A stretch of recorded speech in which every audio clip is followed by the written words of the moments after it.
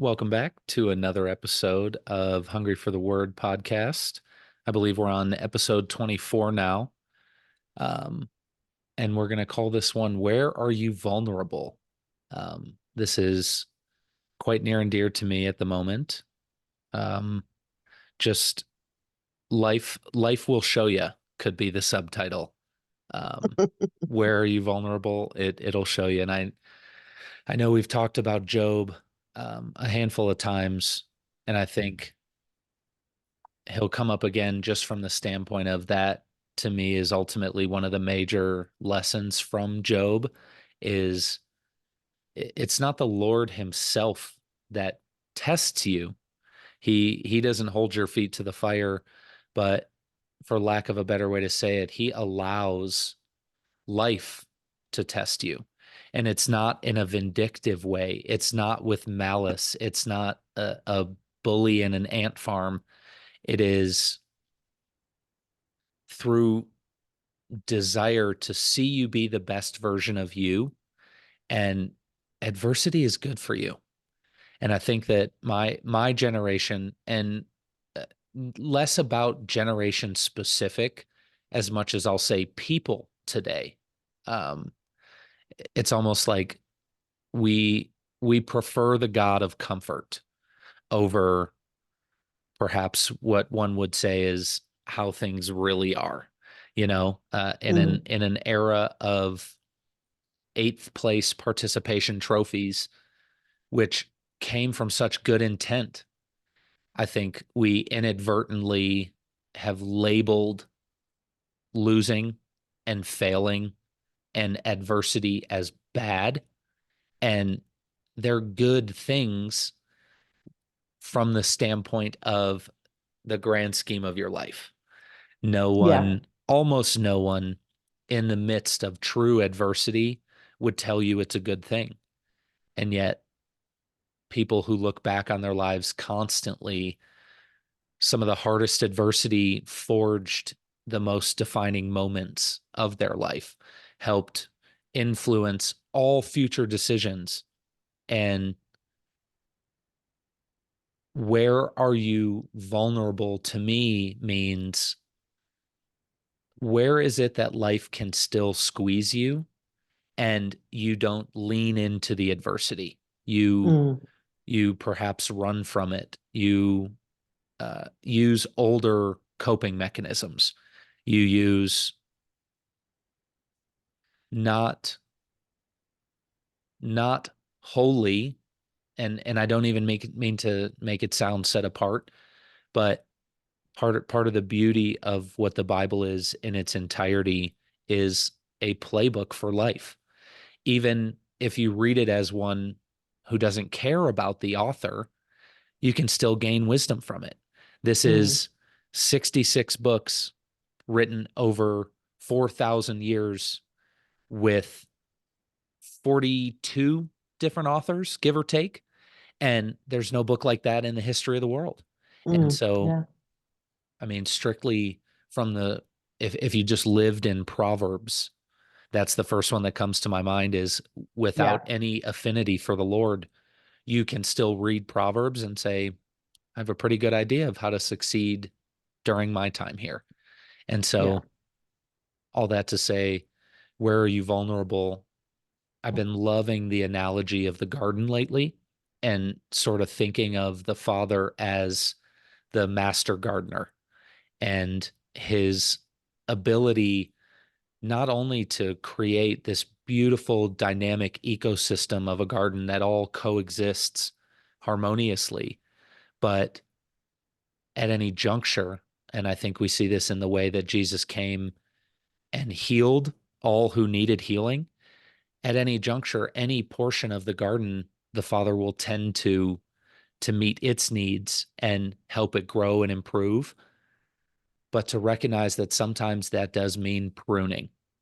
And the Mm, pruning process, so often I think we look at as happening to us and not for us, not alongside us. We can in fact participate. We can make this pruning process bear even more fruit by participating instead of resisting it. And so He's really been talking to me lately about some of the areas where I am vulnerable. And we were just talking before we started recording about in those areas where I'm vulnerable, uh, when we think of how it affects us, we largely focus on our weakness and our vulnerability or inability or insert adjective that makes you feel less than, unworthy. But in those moments, and I think Paul recognized this. In fact, a lot of the church fathers did. But in those moments where he was, quote, reduced to his weakness, is where he sometimes saw the light of the Lord the brightest. And Mm, so that ultimately is why those vulnerabilities get shown to you, is so you can remove any other source that is the reason you're vulnerable in the first place, that mm, isn't sourced in the Father. And when you replace it with Him, or rather just acknowledge Him and give up the old one because He never left, that it not only allows it to shine, but in the parable of Job, you get double what you had in the first place. yeah, You know what I mean? yeah. I love that. I love that. Um, when you started by saying that God allows stuff to happen, Mm, um, and that's true. He's walking alongside us, but we also have to remember we live in a fallen world, right? mm, And the world system itself is not the kingdom system. mm-hmm, So he made us to live in a garden, to he made us to live in paradise. And so that's why we have trouble in this world sometimes, right? I mean, we're not really made to live in such a sin fallen world. However, when we walk with him, all the things that you said are true. And I think um, what came to mind when you were saying it is the great exchange. That's the beauty of the covenant that we walk in with him, mm, is that we can step into that exchange where we're weak, he's strong, where mm-hmm, we're meek, he is, the all the reconciliation of what Jesus accomplished for us. Which can I just read one of the yeah, scriptures that came to mind? It's Isaiah 40, okay, 28. Do you not know? Have you not heard? The everlasting God, the Lord, the creator of the ends of the earth, does not become weary or tired. mm, His understanding is unsearchable. He gives strength to the weary, and to the one who lacks might he increase power. mm, Though youths grow weary and tired, and vigorous young men may stumble badly, yet those who wait on the Lord will gain new strength. They will mount up with wings like eagles. They will run and not get tired. They will walk and not become weary. mm-hmm, And that promise is just love it. describing leaning into him and our Right, oneness with him, right, as opposed to trying to handle it all ourselves totally. on, Well, and so it's interesting, when we're talking about where are we vulnerable, and it's I love that the verse that comes to your mind is a verse that talks about the fruit of leaning into him, Mhm. and they're almost one and the same. And I actually want to go back to what you said. We live in a fallen world, and we were created to live in a garden. And I totally agree. What I think that, if I could be so bold as to say this, what I think the Lord learned after putting us in a garden was that uh, Adam did trade his glory, but the Lord looked both at Adam and humanity to understand why, but then looked into himself to understand why. And I Yeah. think what he, quote, learned from the trial of humans, and I hate to say it like that in that way, but what he learned was that he himself faced great adversity. And so that description that you just said, he doesn't get tired, he doesn't faint, that we are made in his image. And yet he realized that making us in his image and not creating an environment where we became forged into the most pure diamond version of that image was ultimately to our detriment and to the detriment of him and to his relationship and the whole garden. But just to use that garden analogy, we were talking about it.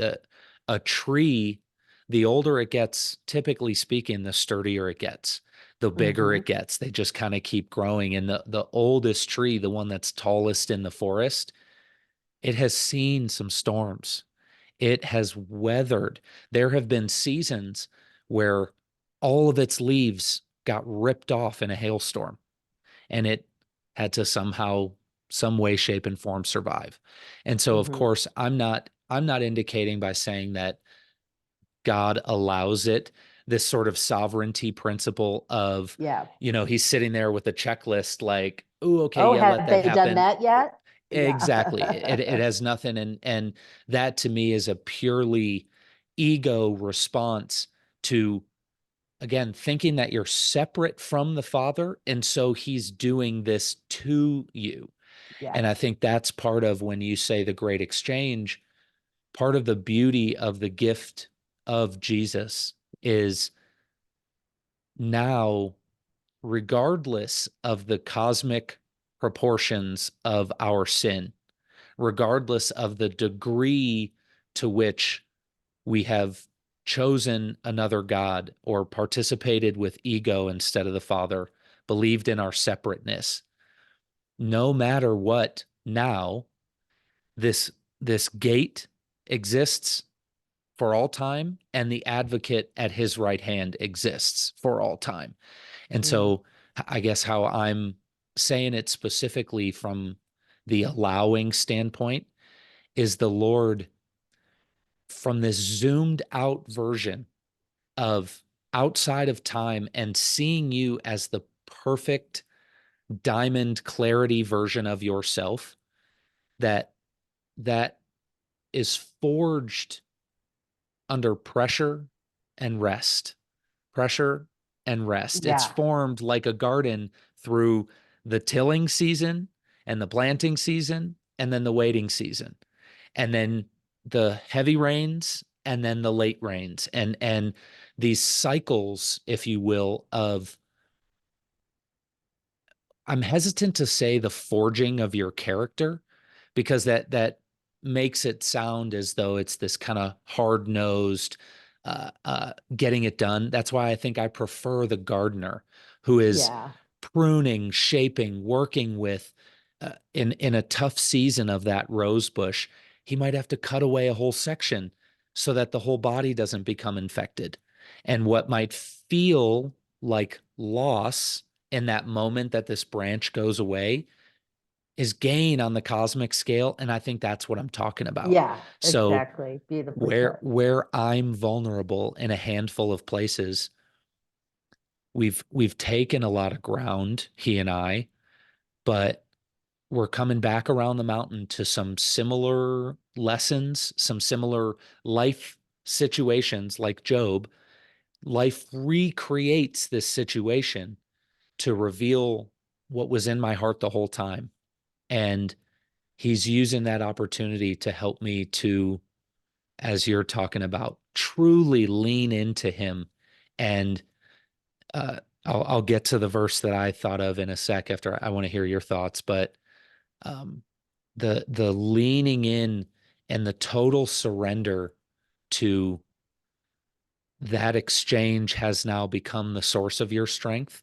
And The dependence on him is not the way that the ego defines dependence, which is again, even the word those who wait on the Lord. Mm, When the ego thinks wait, it's a purely transactional thing. yeah. I'm sitting here and you've sent a package addressed to me, delivered to me, and I'm just on thumbs and And needles until it shows I'll up. wait for it. Yeah. Right. But the Hebrew root of the word wait is an intertwining. And it's uh I think that part of the lesson that he's teaching the earth right now, when I say our generation, I don't Hmm. mean my age group.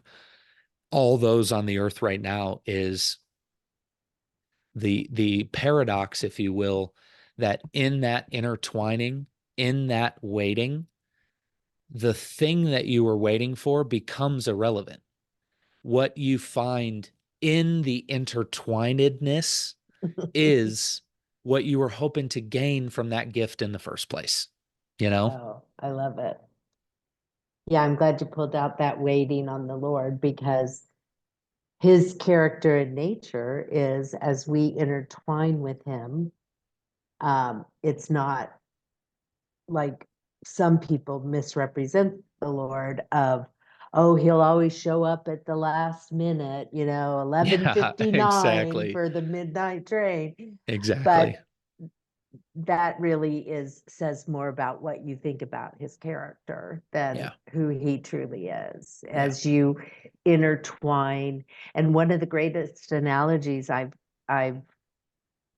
heard for that waiting or entwining yourself with the Lord is back to the garden, is think of a vine wrapped around a tree. Mm, That tree that you were describing, that solid tree that's been there for a long time, the vine that's wrapped around it, it gets the benefit of that tree strength, right? I mean, if a totally. hailstorm comes and all the trees around it fall, he gets saved because he's on that sturdy tree, that vine. Mm, totally. Yeah. And Jesus is the true vine, and Yeah. and we're the branches on that. It's and Paul, I forget where, but he talks about us being grafted in, specifically the Gentiles. And we've been talking, you and I, so much on the phone about gardening that, the powers that be are listening in. And so in my algorithm, I'm seeing a couple more gardening videos. And I saw an actual video of this guy grafted some roses onto a tree, and after 4 or 5 years had a full grown rose tree. And Mm, watching the process of him grafting it on and seeing how once these two materials were put together, they grew together.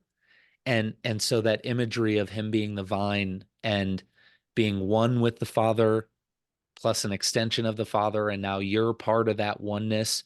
It's really only the ego that wants to separate out who's what and where, and where am I in the Trinity? Am I a fourth part of the Trinity? You know what yeah. I mean? All that stuff is really a desire.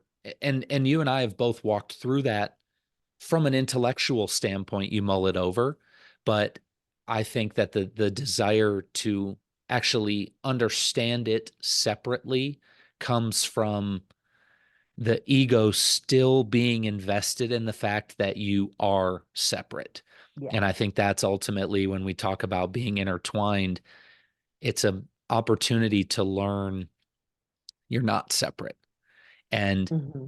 you're not separate through the strengthening of your character. You're not separate through the leaning on Him, through the salvation and deliverance and the testimony that you'll be able to have afterwards.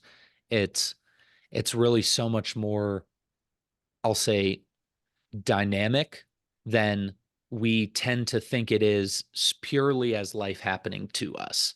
There's there's so many things that are going on, and when I think about what's gone on in our world in the last 5 to 8 to 10 years and the anarchy that seems to have risen up I think in a lot of ways, and again, I don't mean to take the hot seat. Please understand what I'm saying. I think in a lot of ways that anarchy was always there. And it's the Father asking the world, where are you vulnerable? Because there's this micro and macro lesson going on at the same time. As the world shakes, the soul that is inside Tom shakes. And Mm-hmm. yet the soul on the inside of Tom shaking has a lot to do with what I perceive to be happening in the world. And so as he's again forging, but strengthening, partnering, building a temple of living stones, as he's doing this with all of us, there is a chicken and the egg type relationship with as we get shored up, we start to look around at the world and say, this needs to be shored up. And Mm-hmm. I think more and more people are now, you know, I'll say stepping up and stepping out. I don't mean it as this, motivational call as much as more and more people are, I think, starting to listen to the Father talk to them about what's your true identity. And if Mm. your identity is as a son of God, as the following brothers in the brotherhood of Jesus, that you look like him. And Romans 8:28, when Paul says, and I hate to keep just saying Paul, when the author of Hebrews says, or Romans rather, that the Lord will weave all things for good for those who love him, people tend to forget, myself included, that the immediately following verse is, for those who were destined to conform to the image of his son, the Lord Jesus. And so God's definition of good is what Jesus looks like, not what we, using the world and our own definitions of what good looks like, which is why we talked about the God of comfort, that Mm-hmm. good isn't necessarily comfort. And a lot of really good comes from the discomfort of asking. Think about it like going to the gym and your personal trainer. If they said, where are you vulnerable? You don't think about emotional stuff. You think about, well, I could strengthen my legs. My cardio's not very good. We need to do some upper body stuff. I want to look better on the beach. In that same vein, almost as impersonally as that example, the Lord is like, here's where you're vulnerable. Yeah. And so let's get you in the gym. Let's do some reps. You And have a reps little don't orphan spirit or a little rejection issue or exactly. abandonment issues that you Exactly. operate out of. Yep. When you were talking about the world being shaken up, I just thought I used to say, oh, the church does this and the church does that, and the Mm, world does this and the world does mm, that. We are the they. world. We are the Yes. world. We're the Yes. church. We're the Yes. sons. And I think we're Yes. waking up to the fact of our responsibility of that, Mm-hmm. and the as a collective soul on the earth Mm-hmm. right now, we're vulnerable. Yep. Well, And and so we're and getting shaken up a little. and to your point, it's almost like that's the lesson. The the world is being shaken, so I must need to still improve. Why are there earthquakes? Well, I'm quaking. Why Yeah, am I surprised that all of creation is responding to this Son of God quaking? And so yeah. when you talk about the responsibility, I think that's part of this next phase, if you will, of maturing as a body, is recognizing that, when Jesus taught, take the log out of your own eye before the stick in someone else's. To your point, it's so easy to say they do this. And in fact, I just did it. People tend to do this. I'm talking about myself. Why Yeah. do I say people? It's it's easier for us to have a they, to have a phantom enemy, if you will, because then we can blame that phantom enemy and not have to change anything about ourselves. And so I think that is what he's talking to us about is once we come to him and intertwine and shed some of this vulnerability, so then will the world be able to follow that example. And I don't want to lose the point you were making about Romans 8:29, being conformed into his image. That's what Right. it's all about. That's the Yeah. exchange. That is what the process we're going through Yes. is being conformed into the son's image, which is a shedding of the old man, old nature, old way Hmm. of doing things, old vulnerabilities where we're Yeah. not strengthened in him. We've maybe had life situations that caused us to feel those emotional things I was listing, like an orphan or feeling like abandoned or Hmm. rejected. And those things aren't true. So we need to wrap ourselves around him Right. and let him show you.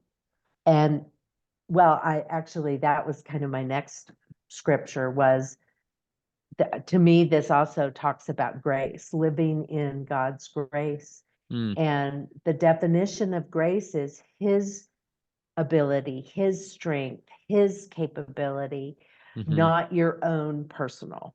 Right. And that's when you can step. I love the translation that says living in the rhythms of grace, right? You Mm. just Hmm. being the idea that you can get into that rhythm of a life Mm. that you're just, in your where you're weak, you just are strengthened as him. And Hmm. yeah, you have some strengths, right? But Hmm. they're used for everyone's benefit instead of just your own. Well, So and we might have talked about it before, but the kingdom reframing of weakness as necessary dependence on another. And I just think when you say the yeah, rhythm and we talk about the harmony, the garden becomes the perfect analogy for me again, yeah. where, you know, I as a rose bush, where am I weak? I'm rooted to the ground. I can't move. And so it's necessary to have bees that come and pollinate me and pollinate all the other roses and all the other flowers and all the other stuff that goes on. And this sort of, if you want to look at it as, oh, that stupid rose bush doesn't have legs, can't walk, you're going to have a bad time versus embracing the beauty of your rose bushness and appreciating the fact that the father also has bees and trees and birds and etc. And uh, I just think I don't know. It's interesting. I the verse that I had picked out was the Mary and Martha story, and uh, so we don't have necessarily time anymore for me to read the whole quote. So it's in Luke 10, starts in number 38, verse 38. But just at the end, when Martha specifically says to Jesus, like she's bold, in fact, in the language, she says, "Tell her to help me." She's running around, she's cleaning, she's doing all these things on the house, and says to Jesus, "Tell my sister to help me." And Jesus says, "Martha, Martha, you are worried and distracted by many things. There is need of only one thing. Mary has chosen the better, which will not be taken away from her." And it's that last part, the taken away from her, that is I think boiling down where we're talking about being vulnerable. You are vulnerable when something can be taken from you and you're no longer X, if that's your title, if that's your standing, if it's your approval, and some of the things you mentioned. My orphan spirit has been something that I'm holding on to. It's my rejected feeling, something that I'm holding on to. And so when you talk about a plant being grafted in, a new branch being grafted over, that great exchange has happened past tense. And yet the dying every day is the recognition that your old tree wants to operate the way you did when you were your own tree. But there's a reason that that tree died. There's a Mm. reason you got grafted into this one. And so I think where what this boils down to for me is where you are vulnerable, it's not to highlight a fault. It's not to point out an iniquity. It is to invite you to lean into the Father, to replace whatever old system, habit, approach, mindset, um, tool, coping mechanism that you have used to serve yourself and take care of yourself up to this point. You are vulnerable because that is a house of cards you built with your own hands. Instead, you can have the tree of life, this sturdy tree that has existed before the before and will exist after the after, that you can just be one and soak in all that that means and know that as you walk that out, it may feel at times like a thorn in your flesh. You're frustrated that the tree of life isn't totally showing its ways just yet, which you and I have uh, seen me experience more recently. And that even that is taking me back to Joshua, where the Lord is talking to Joshua like a warrior and getting him excited about taking this land. And when we read the account of Joshua and see that they were just like taking the land day after day, and we read that and think, impersonally, they're just taking land. Those are their brothers fighting every day. There were Mm. certainly people lost in these battles. There were things that happened. There's more that they know about being in those trenches than we could ever glean from just reading it. But the point being that I'm here at this time. This is the land we're taking. And to go back to your verse, as I lean into him, I'll be able to run the whole race. I'll have wings like an eagle.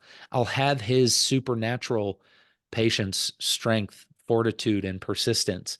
And to be able to run my race doesn't mean that I'm not vulnerable at all. It means that as you're running, he will use life to conform you to the image of his son, who in the final temptation says, "Away from me, Satan, for you have nothing in me. Depart, for it is written XYZ." And I think Um, that's where he's getting us is you have nothing in me. Life could throw a hailstorm at me and I just shake it right off. You know what I yeah, mean? I love it. So what's boiling up for you as we wind down here? Well, I love the way that it was woven together today about the vulnerabilities. I mean, that's what James was talking about, and I Mm. think Peter too. Count it all joy when you have, and we make light of that, but Easier said than it's done. because of this. It's Yeah. like on hindsight, you can count it joy Yeah. when you walk through things that strengthen your character and Mm. show your vulnerabilities, and then go through another scenario where you're not as vulnerable, and Yep. then another scenario where the vulnerability is just an ancient memory, Totally. like I Yep. can't believe I used to get scared about this. So I Yep. think it's great. But the way to do that, the way to walk out this life is to, number one, always remember the exchange. Always remember leaning into him and his character and his strength, and allowing that transformation process to Mm. take to be joyful, and Mm. something that's required. Mm-hmm. And then it can be easy and light. Totally. Yeah, it's funny. I was also thinking before the episode um how we might translate some of this into okay, I'm a person standing right now in immense vulnerability or pain or not a good life situation. And it's impossible to create doctrine. And that's part of why the new covenant is no man need to teach you, the Lord will teach you himself. But I will say that the words that have come to me numerous numerous times over the last couple of days as we walk this out is to slow down and to really breathe and recognize, now that I have a little more life experience and it doesn't feel like it's going a million miles an hour, that patience with the process generally puts out the best product. And so no matter where you're standing right now, how can this be practical? Call on the Lord and then set down expectations of what it's going to look like for him to answer you. Because what we so look for with our God of comfort is that he comforts us the way that we, as fallen humans, have chosen to comfort ourselves. You know, shopping, drugs, movies, sex, relationships, that the way and the reason that those things temporarily comfort us is the exact reason why they're not the things that he does to give us something that can't be taken away, not temporary comfort, eternal comfort. And so I'll just encourage whoever is listening to this that the eternal comfort that comes when you call on him, when you set down your expectations, it really is greater than the former things. Mm, Blessings. Thanks for everyone. blessings. Bye bye.